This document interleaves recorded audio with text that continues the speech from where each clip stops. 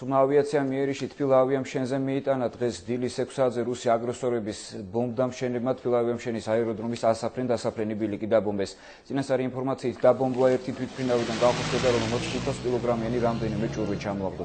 აეროდრომზე დარჩენილია რამდენიმე აუფეთქებელი ჭურვი და ამჟამად გამნაღმველები მათ დაუნებელ ყოფაზე მუშაობენ. ტერიტორიაზე არავის უშვებენ. ამ დროისთვის არსებული ინფორმაციით აფეთქების შედეგად დაიჭრა 3 თანამშრომელი, რომლებიც კლინიკაში გადაიყვანეს.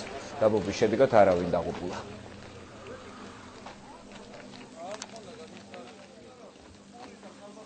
ექვსი და 20 წუთი მოვიყავით სამსახურში იყავით რა. Წარმოიდგინეთ ცენტრი იქ იყო და კილომეტრზე მეტი ჭურვები გადმოაგდო და ესე იგი მინიმუმ 500 კილოანუ მაინც იყო და 980-ია რადიუსი თუ აღჭდა.